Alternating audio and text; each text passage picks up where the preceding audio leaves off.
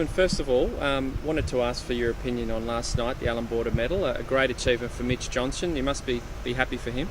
Yeah, very happy for him. He's a great bloke and obviously proved to the world how good of a bowler he is. Obviously he's done it in the past before, but to do it again on the big stage, especially after he got dropped, very happy for him. Does it motivate you more seeing that events like that go on in terms of representing your country? Not really. I'm always motivated to play for Australia, but it's nice to just go out there and see some of the guys that I haven't seen for a while, and just have fun in a relaxed atmosphere and talk rubbish. It was good fun. Mate, tell us about this weekend. It's a big game against the Sixers. Is there a bit of rivalry there developing between the two teams? Yeah, definitely. A lot of these guys are teammates of a lot of other blokes, especially the New South Wales players, and some of my ex-teammates. So there's always a bit of rivalry. It's good fun playing against these guys, and we haven't beaten them yet and have come very close a couple of times. So I think we're itching to get one above them. I think this will be the second time you guys have done battle this season. I mean, was there a bit of banter in the first one that might carry on this time? It's friendly banter. It's not anything too serious. I mean, it's competitive out in the middle. There's probably a bit more banter before and after the games, if anything. But they're in a position where I think they're trying to get a home final. I think they've already sort of made the top four, and we're in a position where we're trying to finish the year on a good note. So both playing for slightly different reasons, but we both want to win. You're right. They are playing for the home final. I mean, how would that feel if you were to spoil that for them? It doesn't really matter to us. I mean, we're trying to replicate what we did last game, and what happens.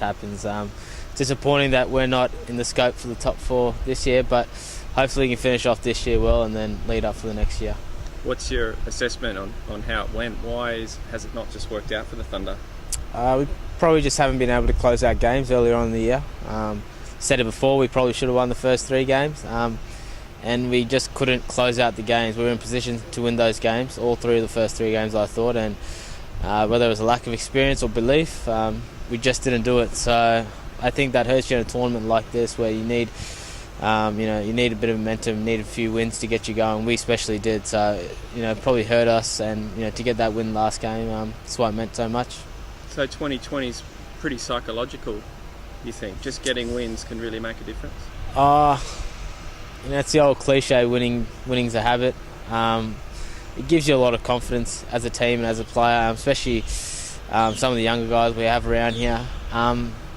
But it's just one of those things. This tournament is quite sort of jam-packed in areas. You play 3 games in a row and then you have a break for a little while. So when you do win the first game of, say, 3, you can sort of lead it up to the next few games and get a couple in a roll. So we probably missed out early on. We had our bulk of our games. So that's probably what hurt us most. I want to ask you about Michael Clarke. I mean, he's part of the squad. He hasn't played a game, but he's had a keen interest. I mean, there was some talk about his role with the team in the future. Do you have any thoughts on what type of role he would be best to play with the team?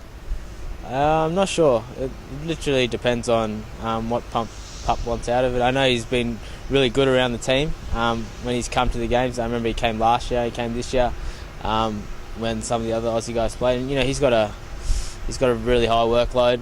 He's not as young as some of us other guys, so he's got to do what he needs to do, and it is nice having him around here just when he is. So I think that's a decision that obviously whoever runs Thunder next year will have to make. Well, can you explain though what type of difference he makes just for young players, seeing the Australian captain in the dressing sheds? What kind of influence does he have? I think it makes some of them nervous. His first answer. I think it's just nice to see a face like that around. I know the guys really enjoy having someone like Huss around, someone who's played Test cricket, someone they look up to. And I think the same applies to someone like Michael Clarke. Just to have him around, it means a lot. And if he can play a game here and there, I know it would mean the world to some of these younger guys coming up through the ranks. And mate, just another on the Sixers. I mean, who is it in that lineup that you think you guys might have to target? Is it the batsmen or the bowlers? They're a pretty good team, I think. I think they're pretty well balanced. They got good batting up the top, and then they got some good bowlers too.